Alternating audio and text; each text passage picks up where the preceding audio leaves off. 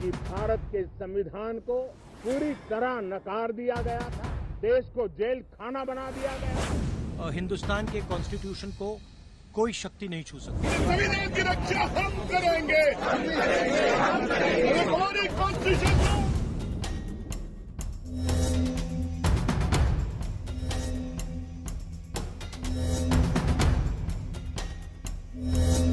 24 जून को 18वीं लोकसभा के पहले सत्र की शुरुआत हो गई। सत्र के पहले दिन कुल 262 सांसदों ने शपथ ली। सत्र का पहला दिन पूरी तरह विपक्ष के नाम रहा। विपक्ष दिन भर संविधान की कॉपी हाथ में लेकर सरकार पर हमलावर रहा। दरअसल हाल ही में सरकार ने भर्तृहरि मेहताब को प्रोटेम स्पीकर बना दिया है, जिसका विपक्षी दलों ने जमकर विरोध किया।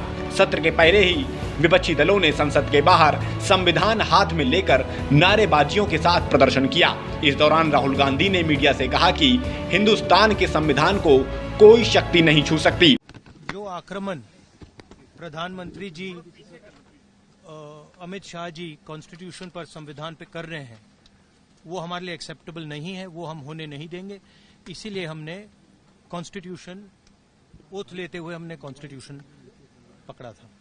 हिंदुस्तान के कॉन्स्टिट्यूशन को कोई शक्ति नहीं छू सकती। वहीं जब पीएम मोदी शपथ लेने पोडियम पर जा रहे थे, तब भी विपक्षी दलों ने उन्हें संविधान की कॉपियां दिखाईं, जिसमें कांग्रेस नेता राहुल गांधी भी शामिल थे।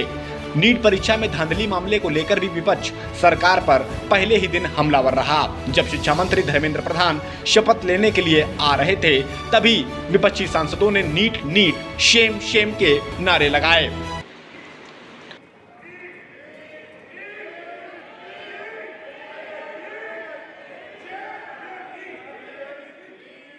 हालांकि सत्र शुरू होने के आधे घंटे पहले प्रधानमंत्री नरेंद्र मोदी ने मीडिया को संबोधित किया। इस दौरान पीएम ने आपातकाल का जिक्र करते हुए विपक्ष पर जमकर निशाना साधा। उन्होंने कहा कि 25 जून का दिन न भूलने वाला दिन है। इसी दिन संविधान को पूरी तरह नकार दिया गया था, भारत को जेल खाना बना दिया गया था। कल 25 जून को भारत के लोकतंत्र में जो काला धब्बा लगा था, उसके 50 वर्ष हो रहे हैं। भारत की नई पीढ़ी इस बात को कभी नहीं भूलेगी कि भारत के संविधान को पूरी तरह नकार दिया गया था, देश को जेल खाना बना दिया गया था, लोकतंत्र को पूरी तरह दबोच दिया गया था। देशवासी संकल्प लेंगे कि भारत में फिर कभी कोई ऐसी हिम्मत नहीं करेगा जो 50 साल पहले की गई थी। संसद सत्र के पहले दिन लोकसभा में विपक्षी दलों की शक्ति बखूबी दिखी। लोकसभा में फ्रंट लाइन में अखिलेश राहुल के साथ ही अयोध्या के सांसद अवधेश प्रसाद बैठे नजर आए।